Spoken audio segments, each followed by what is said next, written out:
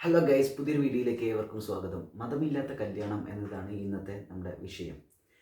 മതമില്ലാത്ത കല്യാണം എന്നതുകൊണ്ട് ഉദ്ദേശിക്കുന്നത്, നമ്മൾ കല്യാണം കഴിക്കുമ്പോൾ പല ആളുകൾക്കും മതം, ജാതി, നിറം, ഉം, അതുപോലെ ജോലി, സാമ്പത്തികം എന്നുള്ള കുറേ മാനദണ്ഡങ്ങൾ ഉണ്ടായിരിക്കാം പൊതുവെ, അല്ലേ?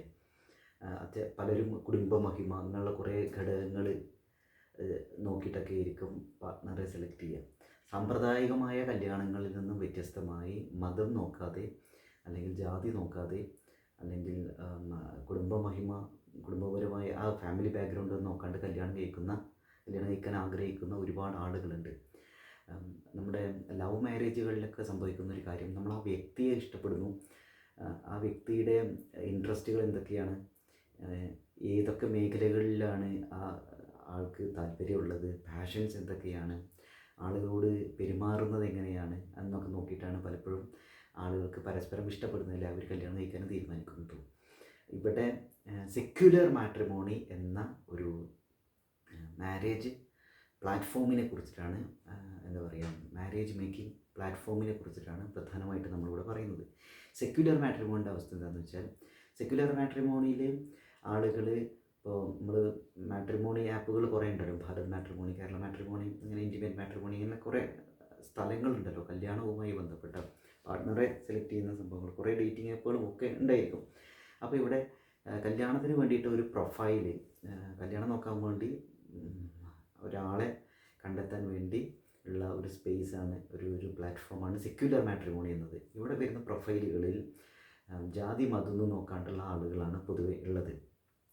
ഈ സെക്യുലർ മാട്രിമോണിയുടെ ചില കാര്യങ്ങൾ എനിക്ക് ഒരുപാട് ഇഷ്ടപ്പെടുകയും എന്നാൽ ചില കാര്യങ്ങളിൽ കുറച്ച് കൺഫ്യൂഷൻ വരികയും ഒക്കെ സംഭവിക്കുന്നുണ്ട്. അപ്പോൾ അങ്ങനെയുള്ള കുറച്ച് കാര്യങ്ങളാണ് ഞാനിവിടെ ഷെയർ ചെയ്യാൻ ആഗ്രഹിക്കുന്നത്. ആദ്യമായിട്ടാണ് നിങ്ങൾ ഈ യൂട്യൂബ് ചാനൽ കാണണമെങ്കിൽ ഒന്ന് സബ്സ്ക്രൈബ് ചെയ്യാം. നിങ്ങൾക്ക് വീഡിയോ ഇഷ്ടപ്പെട്ടിട്ടുണ്ടെങ്കിൽ ഒന്ന് ലൈക്ക് അടിക്കുക, നിങ്ങളുടെ അഭിപ്രായങ്ങൾ കമൻറ്റ് ചെയ്യാം. നിങ്ങൾക്ക് വീഡിയോ ഉപകാരപ്രദമായി തോന്നിയിട്ടുണ്ടെങ്കിൽ ആളുകൾക്ക് ഷെയർ ചെയ്യുക. ഓക്കെ, എനിക്കൊരു ടീഷർട്ട് നല്ല ഇഷ്ടപ്പെട്ടു. ആ ടീഷർട്ട് വാങ്ങാനുള്ള ലിങ്ക് ഞാനിവിടെ കൊടുക്കുന്നുണ്ട്. താല്പര്യമുള്ളവർ ഒന്ന് നോക്കുക. ഒരു അടിപൊളി ടീഷർട്ടാണ്, ഒന്ന് വാങ്ങുക. എന്നാൽ എനിക്കും കുറച്ച് കമ്മീഷനൊക്കെ നിന്ന് കിട്ടും. ഓക്കെ, അപ്പോൾ സെക്യുലർ മാട്രിമോണിയുടെ ഒരു അവസ്ഥ എന്താണെന്ന് വെച്ചിട്ടുണ്ടെങ്കിൽ, അതിൽ ഞാൻ നിരീശ്വരവാദിയാണ്, അല്ലെങ്കിൽ ഞാൻ ജാതിയിലും മതത്തിലും വിശ്വസിക്കുന്നില്ല, അല്ലെങ്കിൽ എനിക്ക് വേണ്ടത് വ്യക്തിത്വബോധമുള്ളൊരു പാർട്ട്ണറെയാണ് എന്നൊക്കെ പറഞ്ഞുള്ള പ്രൊഫൈലുകളാണ് പൊതുവെ കാണാറ്. അപ്പോൾ ഇതിൽ പൊതുവേ കാണുന്ന ആളുകൾ എന്താണെന്ന് വെച്ചാൽ, ഒരു 25 വയസ്സിന് മുകളിലുള്ള ആളുകളെ ആയിരിക്കും. ഇപ്പോൾ മെയിൽ, ഫീമെയിൽ, ട്രാൻസ്ജെൻഡർ, ഇങ്ങനെ പല തരത്തിലുള്ള പല ജെൻഡറുള്ള ആളുകളുടെ പ്രൊഫൈലുകൾ നമ്മൾ ഇതിൽ കാണലുണ്ട്. ചില ആളുകൾ ലീഗലായ നിയമപരമായിട്ടുള്ള ഒരു കല്യാണം എന്നതിനപ്പുറത്തേക്ക് എനിക്കൊരു പാർട്ട്ണറെയാണ് വേണ്ടത്, ലിവിങ് ടുഗദറിനാണ് വേണ്ടതെന്നൊക്കെ പറഞ്ഞിട്ടുള്ള അങ്ങനെയുള്ള ആഗ്രഹങ്ങളുള്ള ആളുകളുടെ പ്രൊഫൈലുകളും ഇതിൽ കാണലുണ്ട്. ഇപ്പോൾ ലെസ്ബിയൻ റിലേഷൻഷിപ്പിൽ ഇൻവോൾവ് ആവാൻ ആഗ്രഹിക്കുന്നു, അപ്പോൾ എനിക്കൊരു ലെസ്ബിയൻ പാർട്ട്ണറെയാണ് വേണ്ടത് എന്നൊക്കെ പറഞ്ഞിട്ട് കുറേ ആളുകളൊക്കെ ഇതിൽ വരലുണ്ട്. അപ്പോൾ അത് ഡിവോഴ്സ്ഡായ ആളുകൾക്കൊക്കെ അവരെ പാർട്ട്ണറെ കണ്ടെത്താനുള്ള വലിയ സാധ്യതകളുള്ള ഒരു സാഹചര്യം ഈ സെക്യുലർ മാട്രിമോണിയുടെ ഈ പ്ലാറ്റ്ഫോം വഴി നമുക്ക് എല്ലാവർക്കും ഉണ്ടാവും. അപ്പോൾ സെക്യുലർ മാട്രിമോണിയിൽ കാണുന്ന പല പ്രൊഫൈലുകളും ഞാൻ ഇതിനു മുമ്പ് ഭാരത് മാട്രിമോണിയിൽ അല്ലെങ്കിൽ കേരള മാട്രിമോണിയിൽ കണ്ടിട്ടുണ്ട്. അപ്പോൾ എനിക്കുണ്ടായിട്ടുള്ള ഒരു സംശയം എന്താ വെച്ചാൽ, ഭാരത് മാട്രിമോണിയിലും കേരള മാട്രിമോണി, അതായത് ഇതിലൊക്കെ അവരിങ്ങനെ എന്താ പറയുക, നമ്മളൊരു ലൈഫിൽ നല്ല കോൺഫിഡൻ്റ് ആയിട്ട് നിൽക്കുന്ന, നമ്മളെ ആളുകൾക്ക് ഇഷ്ടപ്പെടും എന്ന് വിചാരിക്കുന്ന ആ ഒരു കാലഘട്ടം കഴിഞ്ഞതുകൊണ്ടാണോ സെക്യുലർ മാട്രിമോണിയിലേക്ക് ഇവരെല്ലാവരും ചേക്കേറുന്നത് എന്നൊരു സംശയം പലപ്പോഴും എനിക്ക് ഉണ്ടാവലുണ്ട്. ഞാൻ സെക്യുലർ മാട്രിമോണിനെ കുറ്റപ്പെടുത്തുന്നതല്ല, ഞാൻ ആ പ്രൊഫൈലുകൾ കാണുമ്പോഴേ പലപ്പോഴും ചില ആളുകൾ ഭാരത് മാട്രിമോണിയിൽ ഉള്ള ആളുകളൊക്കെ ഫേക്കാണെന്നും, അല്ലെങ്കിൽ അതിൽ ആരാണോ കല്യാണം കഴിക്കാൻ ആഗ്രഹിക്കുന്നത് അയാളല്ല, അയാളുടെ ഫാമിലി മെമ്പേഴ്സാണ് ഇതിൽ ഇടപെടുന്നത് എന്നൊക്കെ പറഞ്ഞുള്ള കുറേ കമൻറ്റുകളൊക്കെ പലപ്പോഴും പ്രൊഫൈൽസിന് താഴെ വരും. അപ്പോൾ ഇതിൻ്റെ അവസ്ഥ എന്ന് വെച്ചിട്ടുണ്ടെങ്കിൽ, നമ്മൾ കുറച്ച് പൈസ അടച്ചിട്ടുണ്ടെങ്കിൽ നമുക്ക് നമ്മുടെ പ്രൊഫൈൽ അപ്ലോഡ് ചെയ്യാൻ സാധിക്കും സെക്യുലർ മാട്രിമോണിയിൽ. താല്പര്യമുള്ള അവരുടെ പേര് പോലും കൊടുത്തിട്ടുണ്ടാവില്ല സെക്യുലർ മാട്രിമോണി. അപ്പോൾ എന്താ വെച്ചാൽ, സെക്യുലർ മാട്രിമോണിയുടെ ഇത് കൈകാര്യം ചെയ്യുന്ന ആളുകളോട് നമ്മൾ ഈ പ്രൊഫൈലിനെ കുറിച്ച് അന്വേഷിക്കുകയും വ്യക്തിയെ കുറിച്ച് അന്വേഷിക്കുകയൊക്കെ ചെയ്യുമ്പോൾ അവരുടെ ഡീറ്റെയിൽസ് നമുക്ക് പറഞ്ഞു തരും. നമ്മൾ ജെനുവിൻ ആണോ എന്ന് അന്വേഷിക്കും, നമ്മുടെ താല്പര്യം എന്താണെന്ന് നോക്കും. അപ്പോൾ അങ്ങനെ അവർ മാച്ച് മേക്കിംഗ് നടത്തും. ഇതാണ് ഇതിൻ്റെ ഒരു പ്രൊസീജിയർ.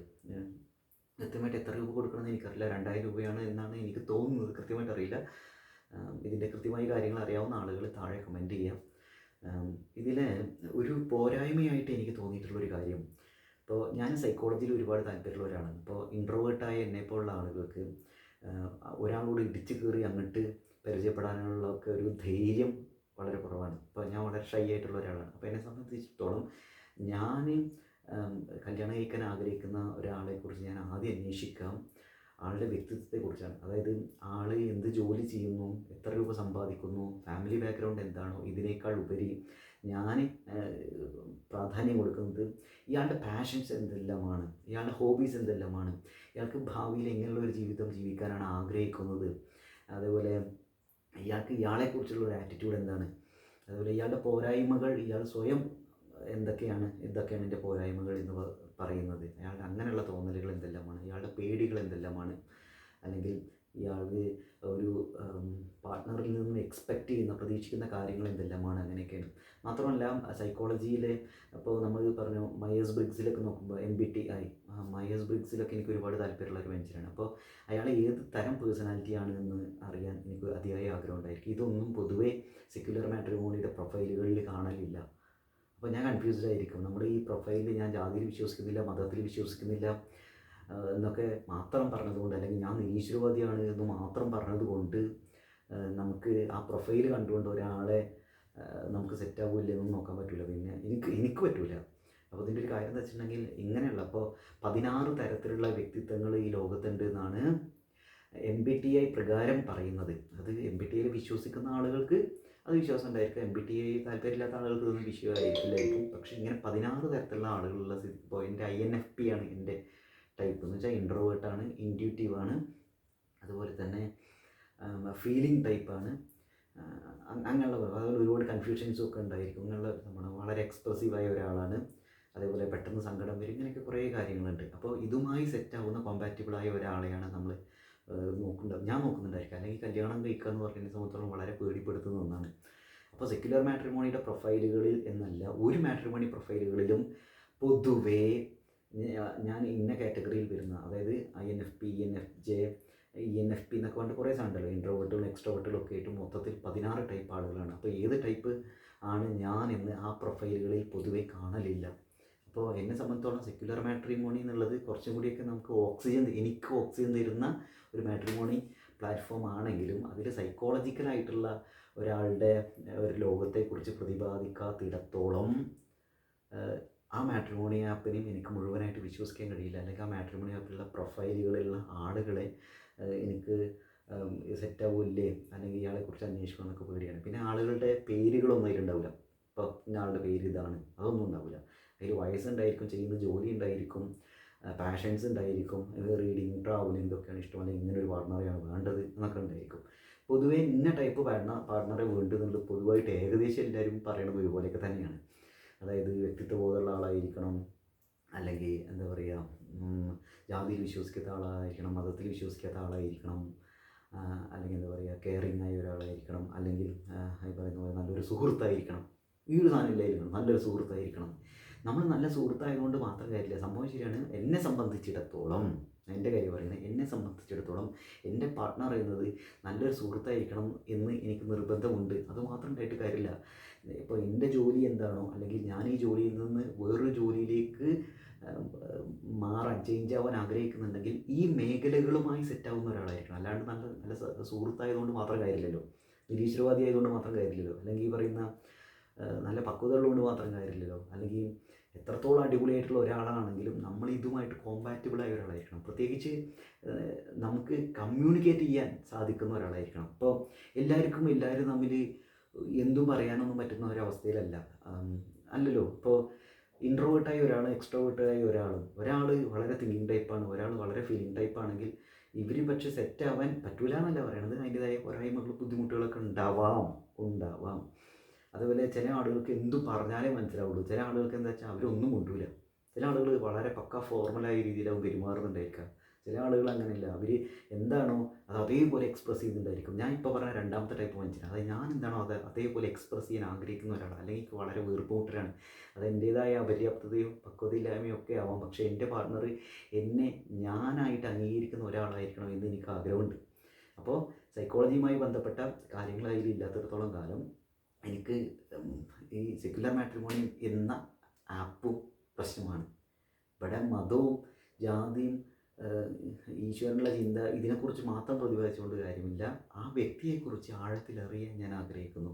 അപ്പോൾ നമ്മൾ ആ വ്യക്തിയെക്കുറിച്ച് ആളുടെ സൈക്കോളജിയുടെ ഒരു അവസ്ഥ എന്താണ്, ആൾ ഏത് ടൈപ്പ് പേഴ്സണാണെന്നൊക്കെ ചോദിക്കുമ്പോൾ അപ്പോഴും അവർക്ക് അതൊന്നും ഉൾപ്പെടുത്താൻ ആഗ്രഹമില്ല. അപ്പോൾ ഇങ്ങനെയുള്ള കുറേ വിഷയങ്ങൾ ഞാൻ ഇതിൽ നേരിടുന്നുണ്ടായിരുന്നു. ഞാൻ 1-2 തവണ അവരോട് ഈ പറഞ്ഞ സെക്യുലർ മാട്രിമോണിയിൽ പിന്നിലുള്ള ആളുകളോട് ചാറ്റ് ചെയ്യണമൊക്കെ ഉണ്ടായിരുന്നു. അപ്പോൾ അങ്ങനെയൊക്കെ കുറച്ച് കാര്യങ്ങളാണ് എനിക്കിതിൽ പറയാനുള്ളത്. എന്തായാലും നിങ്ങൾ ഒരു നല്ലൊരു പാർട്ട്ണറെ കണ്ടെത്താൻ ആഗ്രഹിക്കുന്നുണ്ടെങ്കിൽ, കോമ്പാറ്റബിളായ ഒരു പാർട്ട്ണറെ കണ്ടെത്താൻ ആഗ്രഹിക്കുന്നുണ്ടെങ്കിൽ, ഇന്നുള്ളതിൽ വെച്ച് ഏറ്റവും മികച്ച പ്ലാറ്റ്ഫോമുകളിൽ ഒന്നാണ് സെക്യുലർ മാട്രിമോണി എന്ന് ഞാൻ പറഞ്ഞു. ഇതൊരു പെയ്ഡ് പ്രൊമോഷനൊന്നും അല്ല കേട്ടോ, അങ്ങനെയൊന്നും വിചാരിക്കരുത്. എനിക്ക് ഈ കല്യാണത്തെക്കുറിച്ച് ഇങ്ങനൊരു സംഭവം എൻ്റെ മൈൻഡിൽ തോന്നിയപ്പോൾ ഞാൻ നിങ്ങളോട് പറഞ്ഞു എന്ന് മാത്രം. അപ്പോൾ ഇത്രയേ ഉള്ളൂ. അപ്പോൾ നിങ്ങൾ മയേഴ്സ് ബ്രിഗ്സിൽ അല്ലെങ്കിൽ കോഗ്നിറ്റീവ് ഫങ്ഷൻസിലൊക്കെ വിശ്വസിക്കുന്ന ഒരാളാണെങ്കിൽ, സൈക്കോളജിയുമായി നല്ല താല്പര്യമുള്ള ഒരാളാണെങ്കിൽ, നിങ്ങളുടെ കാറ്റഗറി എന്താണ്, INFP ആണോ, INFJ ആണോ, ENFP ആണോ, ENFJ ആണോ, INTP ആണോ, INTJ ആണോ, എന്താണെന്ന് പറ്റുകയാണെന്ന് കമൻറ്റ് ചെയ്യാം. എനിക്ക് സൈക്കോളജിയുമായി ബന്ധപ്പെട്ട ഒരു ചാനൽ ഉണ്ട്, ഞാനത് അത്ര ആക്റ്റീവ് അല്ല അതിൽ, ഞാൻ കൺസിസ്റ്റൻ്റ് അല്ല കാര്യങ്ങളിലൊന്നും. അപ്പോൾ ഇതിൻ്റെ ഒരു കാര്യമുണ്ട്. പിന്നെ എനിക്ക് സോഷ്യൽ ബാറ്ററി വളരെ കുറവാണ്. എനിക്കങ്ങനെ എപ്പോഴും സോഷ്യലായിട്ട് ആക്റ്റീവ് ആവാനൊക്കെ ഭയങ്കര പ്രശ്നമാണ്. പെട്ടെന്ന് ക്ഷീണിക്കുമെന്ന് പറഞ്ഞാൽ ഉദ്ദേശിച്ച് ഇങ്ങനെയാണ്, എനിക്ക് ഈ ബഹളങ്ങൾ ഭയങ്കര പേടിയാണ്, ഭയങ്കര പ്രശ്നങ്ങളാണ്, ഇങ്ങനെയാണ്. അതുപോലെ പെട്ടെന്ന് ഫീൽ ചെയ്യും ഒരാളുടെ ഒരു നെഗറ്റീവ് കമൻറ്റൊക്കെ വന്നിട്ടുണ്ടെങ്കിൽ ഞാൻ മൊത്തം ഷാറ്റേഡ് ആവും. കുറേ ദിവസങ്ങൾ വേണം എനിക്ക് ഇതൊന്ന് പുറത്തേക്ക് വരാനും ഒക്കെ. അപ്പോൾ എന്നെ സംബന്ധിച്ചിടത്തോളം ഞാൻ ഒരു കല്യാണ മാർക്കറ്റിൽ വില കുറഞ്ഞ ഒരാളാണ് എന്നാണ് എനിക്ക് സ്വയം തോന്നിയിട്ടുള്ളത്. അതേപോലെ എന്നെ സംബന്ധിച്ചിടത്തോളം ഞാനൊരു പാർട്ട്ണറിനെ നിന്നൊക്കെ ആഗ്രഹിക്കുന്നത് ഇയാൾ എന്നും എൻ്റെ കൂടെ ഉണ്ടായിരിക്കും, ഞങ്ങൾ ഒരുമിച്ചായിരിക്കും എന്ന ചിന്തയാണ് തുടക്കത്തിലുണ്ടാവുക. എന്നിട്ട് അതിനനുസരിച്ചാണ് പെരുമാറുക. അതായത് ആദ്യം തന്നെ നമ്മളൊരു ടീമാണ് കേട്ടോ, സെറ്റ്, ഈ ലെവലിൽ നിന്നാണ് ചിന്തിക്കുന്നത്. ആദ്യം തന്നെ നമ്മൾ പെർമനൻ്റായിട്ട് എന്നും ഉണ്ടാവും എന്നുള്ളൊരു രീതിയിലാണ് കാര്യങ്ങൾ പോകുന്നത്. ഇത് പലർക്കും അങ്ങനെയല്ല. പലർക്കും എന്ന് വെച്ചാൽ ഒരാളെ പരിചയപ്പെട്ട് കുറേശ്ശിട്ട് പരിചയപ്പെട്ട് ഏറ്റവും അവസാനം ഒരു ലെവലിൽ എത്തുമ്പോൾ 5-6 മാസം കഴിയുമ്പോൾ നമ്മൾ സെറ്റാവില്ലെങ്കിൽ 2 വഴിക്ക് പോകും. എനിക്കിത് ഭയങ്കര പ്രശ്നമാണ്. ഞാൻ വെച്ചാൽ തുടക്കത്തിൽ തന്നെ നമ്മുടെ കാര്യങ്ങൾ പറഞ്ഞ് ഓപ്പോസിറ്റായ ആളുകളുടെ കാര്യങ്ങൾ അന്വേഷിച്ച് ഇങ്ങനെ സംസാരിച്ച് നമ്മൾ പെട്ടെന്ന് ടീമാവും. പറ്റുകയാണെങ്കിൽ ചിലപ്പോൾ ഒറ്റ ദിവസം കൊണ്ട് തന്നെ സെറ്റാവും. എന്നിട്ട് അതിനനുസരിച്ചാണ് പ്ലാനിങ്ങുകളൊക്കെ ഉണ്ടാവും. പിന്നെ കുറേ ദിവസമൊക്കെ കാണാനും അതും സാധനങ്ങളൊക്കെ ആയിരിക്കും. അപ്പോൾ ഇത് പലപ്പോഴും ഇന്നത്തെ ഒരു ഡേറ്റിങ്ങിൻ്റെയൊക്കെ ഒരു ലോകത്ത് ഇത് വളരെ പ്രശ്നമാണ് തോന്നുന്നു. അപ്പോൾ എനിക്ക് അത് മാത്രമല്ല, ഈ ഫോർമലായിട്ട് നിന്നുകൊണ്ട് ആളുകൾ സംസാരിക്കുക എന്ന് പറഞ്ഞാൽ ഭയങ്കര പ്രശ്നമാണ്, ഭയങ്കര പേടിയാണ്. അപ്പം അങ്ങനെ ഫോർമലായിട്ട് പെരുമാറുന്ന ആളുകളെ എനിക്ക് അത്ര വിശ്വാസമില്ല. കാരണം ഈ പേഴ്സണാലിറ്റി ഡെവലപ്പ് ചെയ്യാൻ വേണ്ടിയിട്ട് ആളുകൾ അപ്പിയറൻസിലും ഇങ്ങനെ ഇതിലൊക്കെ കുറേ ക്ലാസ്സുകളും കുറേ യൂട്യൂബ് വീഡിയോസും ഒക്കെ വെക്കുന്ന അവൈലബിൾ ആണ്. ഗൂഗിളിൽ സെർച്ച് ചെയ്ത് ഇഷ്ടം പോലെ കിട്ടും, എങ്ങനെ ആളുകളെ അട്രാക്ട് ചെയ്യാം എന്നൊക്കെ പറഞ്ഞുള്ള കുറേ സാധനങ്ങൾ. ഒരു പക്ഷേ ഇങ്ങനെയുള്ള സാധനങ്ങളൊക്കെ കണ്ടും കേട്ടും പരിചയിച്ച് സ്വയം ശീലിച്ച് അങ്ങനെ മുന്നോട്ട് വരുന്ന ആളുകളാണ് ഈ ഫോർമലായി സംസാരിക്കുന്നതെങ്കിലോ മിതത്വം പാലിച്ച് സംസാരിക്കുന്നവരെങ്കിലോ എനിക്കൊരു പേടിയുണ്ട്.